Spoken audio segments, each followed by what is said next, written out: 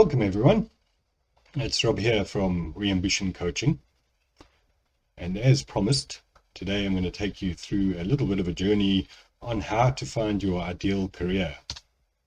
And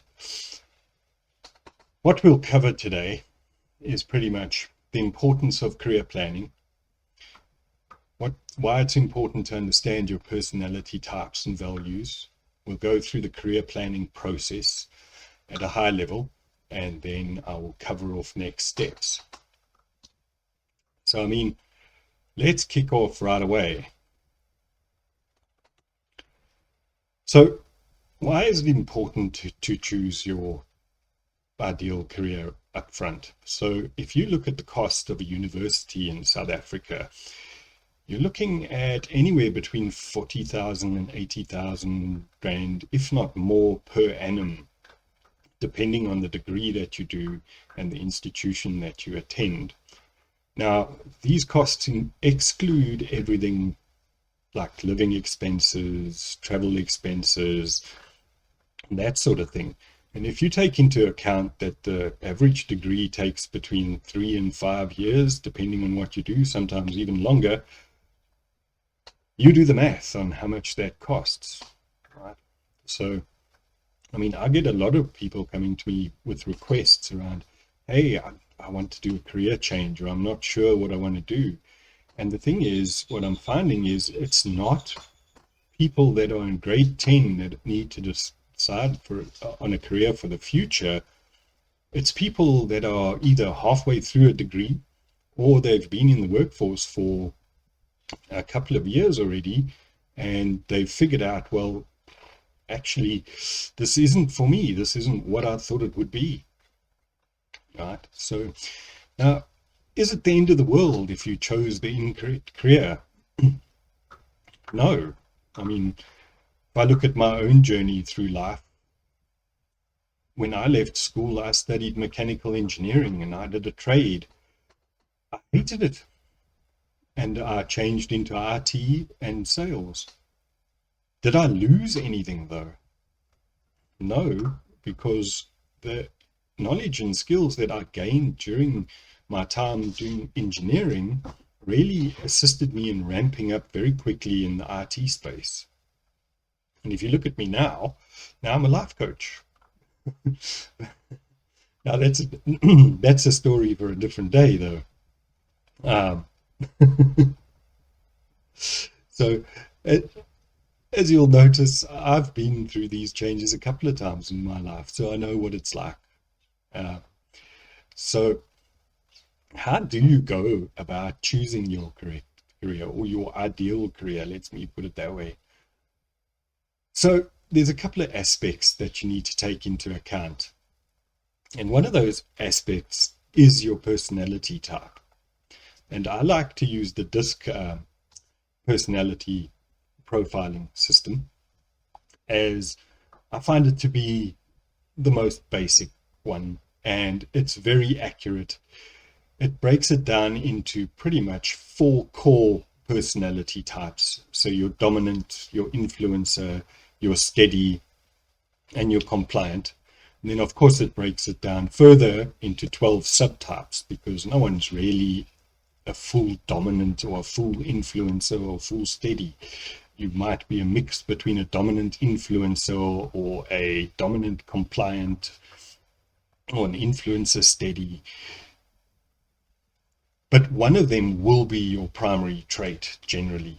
So you'll either be primarily dominant, primarily an influencer, or primarily a steady or compliant person. So characteristics vary between the personality types. It would be very boring if there were only 4 personality types, by the way. But anyway, characteristics vary between the personality types. So if you look at an influencer, they are pretty much very outgoing, the more extroverted person. They don't really like doing admin and things like that.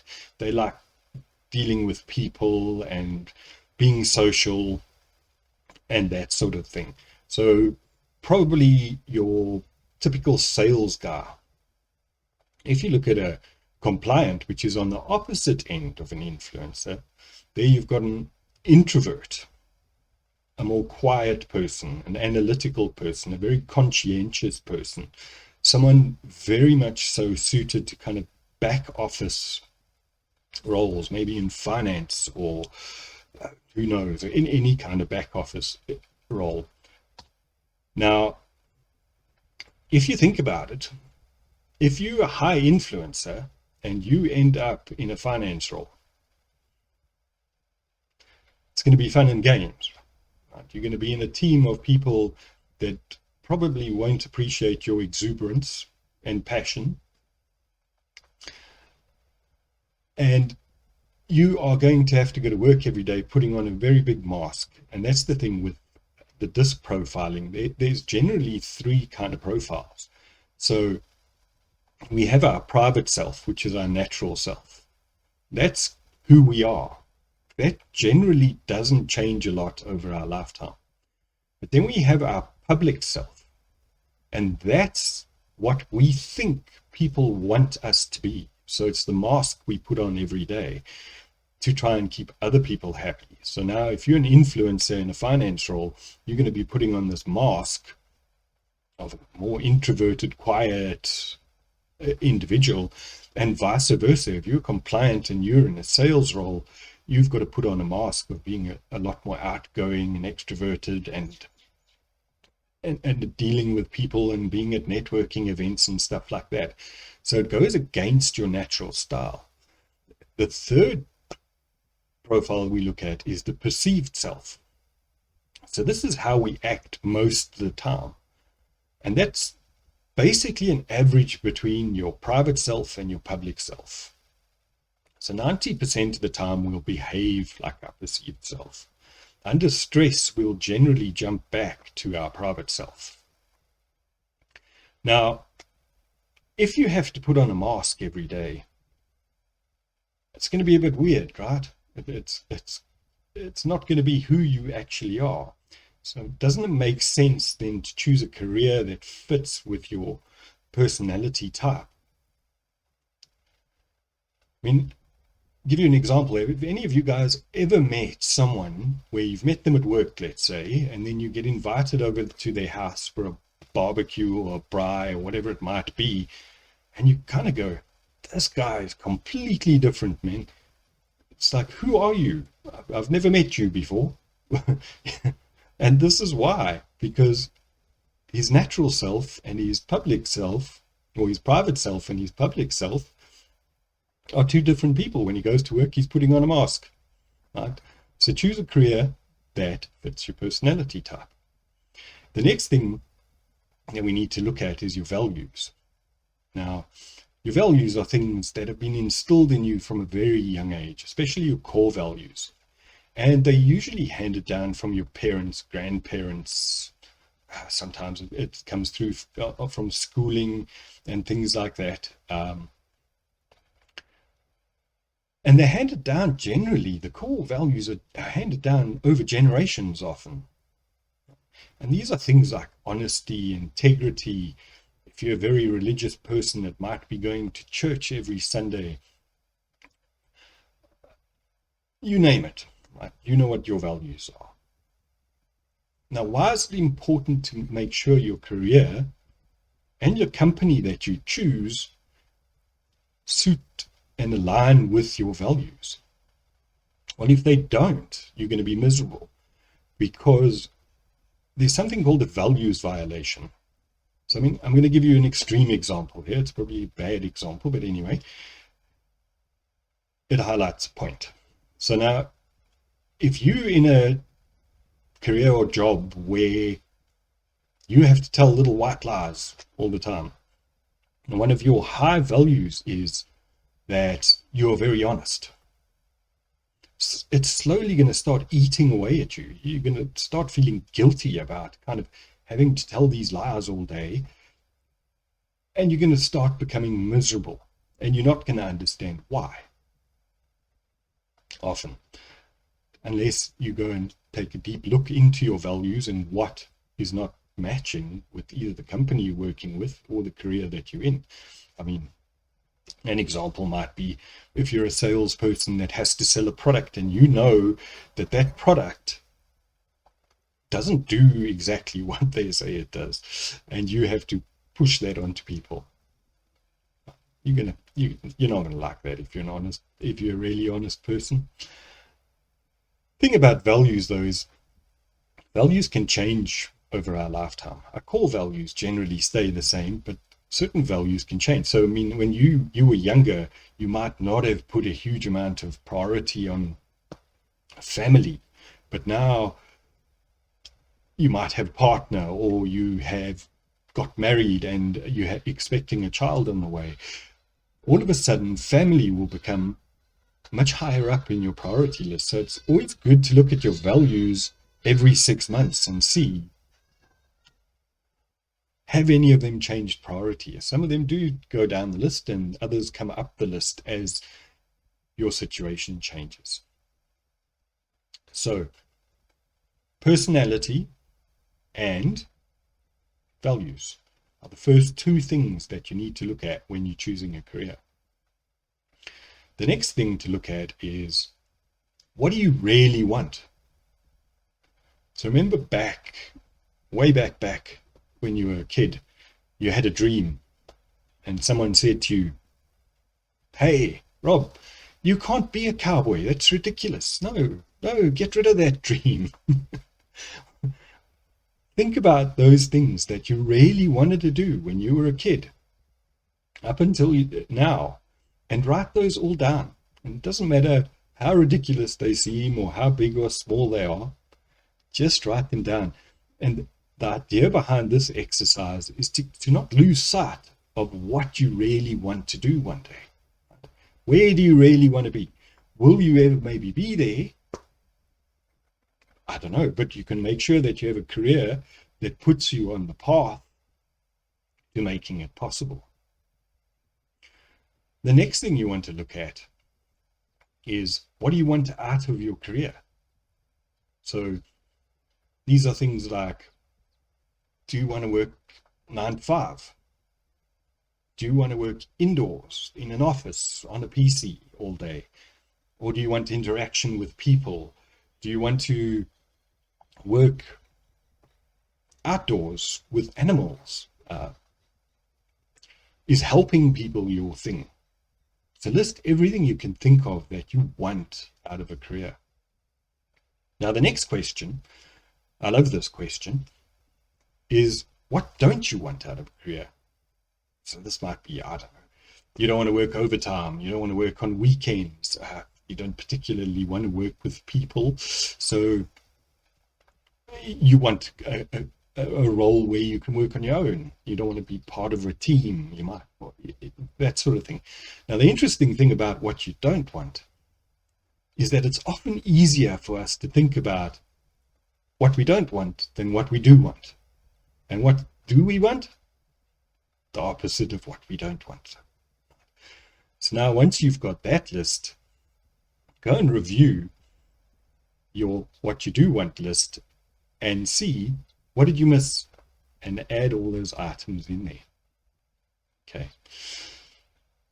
The next step, Google is your best friend. So now you need to take your personality, your values, keeping in mind what you really want as an end game, and then what you want from your career, and then start researching jobs that fit with that. So what kind of jobs fit with an influencer or a dominant person, for instance? Go look that up. There's a lot of stuff on Disc, and there's a lot of recommendations on kind of careers that you can enter depending on your personality type. And look at those roles and go, do these roles fit my values? Do they align? Am I going to be happy doing this?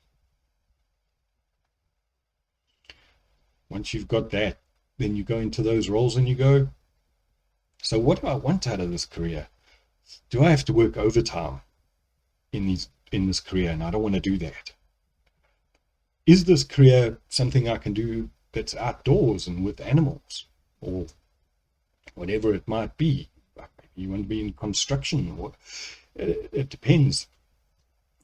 Each person is unique and an individual. And just keep researching until you find those jobs, and you'll see the ones that appeal to you and you go, yeah, that kind of fits with me. Write them all down. Once you've got a list of careers that you could potentially be in and make you happy, take a look at those careers and really think about them and go, which two of those appeal to you the most? Which two stand out the most? Which ones? You can go through a ranking process if you want, where you compare and you go, this career or that career, if I could choose one, which one would it be? And then you go down the list. This career and the next career, which one would it be? Until you have it in a ranking, in a rank of 1 to 20 or 1 to 10, depending how many careers you've listed. Pick those top two. Then ask yourself the question, so what would the benefits be of career one? What would the benefits be of career two? What would be the potential losses if I did career one? What would be the potential losses I would have if I did career two? The last question is, which one would you regret not doing most when you're 85? And you're looking back on your life and you're going, man, I should have done that. And I mean, we can never be 100% certain. And that's one thing to remember. When you're doing this exercise, nothing's perfect. You're not going to find a job or a career that's 100% what you're looking for. But you can find one that's as close as to 100% as possible. So look for that one, the 90% or the 80% one. Right. A nice exercise to do here on both careers as well, to help you make that decision between the two, is a visualization exercise.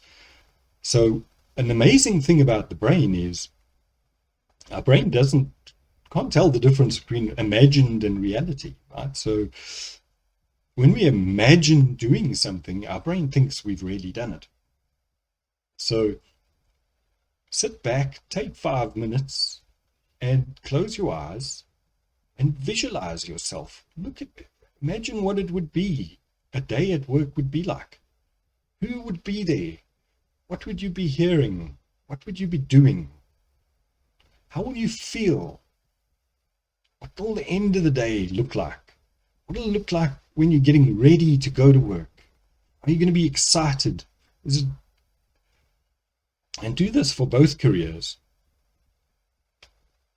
And write down what you felt for each one, and what you heard, and who was there, and what people were telling you, and what you were doing. From that, you'll be able to figure out, okay, I find this one a little bit more appealing than the other one. Right? So now, once you've done all of this, you should at least have your ideal career listed. You should have picked one. So now the next steps are building a goal plan and an action plan around how do you get there. This is a very important step, because knowing what you want to do and how do you get there are two different things. Right? So one of the things you're going to do as a first step is you're going to go and research, well, what do I need to do this career? What knowledge do I need to have? What education do I need to have? What skills do I need? How long is it going to take me to get here? And one thing that everyone tends to forget to work out is, how much is it going to cost me to get to where I want to go? Doing this exercise basically then gives us an insight into how long it's going to take, and are there steps in the way that we need to take to kind of transition to our end goal, or can I go straight to my end goal? You might even get to a point where you go, this is quite unrealistic. I can't do this now. It's going to take me a lot longer. Let me pick something in between as a stepping stone to getting to this point. Now at Reambition, I have a coaching package that addresses career path discovery. And I basically take you through a personality assessment. We do a vocational interest assessment. We do a couple of coaching sessions where I help to guide you through the workbook, which you get for free as well as part of the package. And then at the end of it, we work on a goal and action plan to make sure that you are able to achieve your desired outcome. Right? And if you consider the price, as I mentioned, of university, even if you're not going to university and you're just going to a college or wherever, there's always a cost involved. And my package is designed at a very reasonable cost to you. And if you're interested in more information, please, I'll leave a link below and go check it out, get more information, visit my webpage. If you found this discussion useful, please like, follow, and subscribe. Really appreciate it. And follow me on Facebook. I have a Facebook page. I have an Instagram page. I have a website. So go visit https reambition-coaching.co.za. Now, thank you for your time today. Until next time.